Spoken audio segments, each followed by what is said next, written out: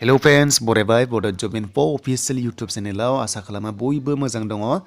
SSC MTS finally state wise आव vacancy declare खालामबाय आरो बारायबाय। दा जोबोर मोजां चान्स नोंथांमोना मोनबावबाय। स' बेनो जाबाय देग्लायनि पस्टआ बारायगासिनो दङ बेखायनो बयबो एप्लाइ खालामदो। जुदि दाबो एप्लाइ खालामाखैबा खालामना ला जाहाथे लास्टआव नोंथांमोना वेबसाइटआ बिजि जायोब्ला खालामनो हायो दा जा। बेखायनो खालामना लादो। मबाइलाव बोरै खालामो भिडिअ होखाबाय नोंथांमोना नायनानै खालामनो हागोन। दा जोङो जेब्ला अफिसियेल साइटआव फैगोन ना अब्ला जोङो मोनसे SSC निफ्राय अफिसियेल नटिस फैदों भेकेन्सिनि बागै आरो स्टेट वाइसआव गासैबो रानजोब्बाय कास्ट वाइसआव रानजोब्बाय। दा बेखौ जों नायगोन गोबाव खालामा। दा बेखायनो नोंथांमोना जायफ्रा भिडिअ नायनानै मोजां मोनो लाइक कमेन्ट एन्ड शेयार खालामदो जाहाथे बयबो नुस'नो आरो लोगोसे चेनेलाव साबस्क्राइब खालामो मानोना 100K जाथारसिगोन थाबैनो। दा लोगोफोर बैसोआ बेयाव 18 निफ्राय 25 नट मिलाव बाट ST हिसाबै जोंहा 30 इयार्ससिम बेयाव अनलाइन खालामनो हागोन। हौवाफोर हिन्जावफोर गासैबो हागोन।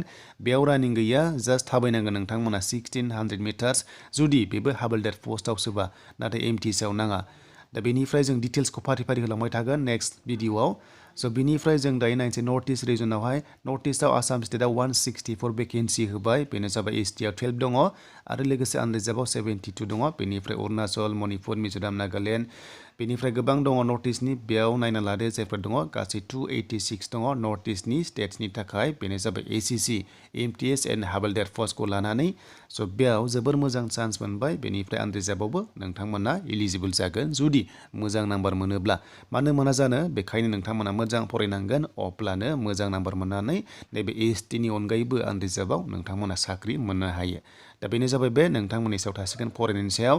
दा बेखायनो बे एग्जामा नोंथांमोना अनलाइन एग्जाम हैनांगोन जेराव SSC एग्जाम जायो जेरै गुवाहाटि स' बेयाव थांनानै अनलाइन एग्जाम हैनांगोन। बाट जोंनि ST आ खमब्लाबो आनरिजार्भआव टारगेट ला जाहाथे नोंथांमोना साख्रिखौ मोननो हायो।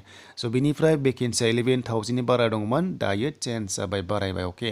दायो चेन्ज जाबाय आरो बे एग्जामा एप्रिलाव जागोन आरो दायो भेकेन्सिया बेसेबां जाखो जों दानिया नायमानसै फैदो।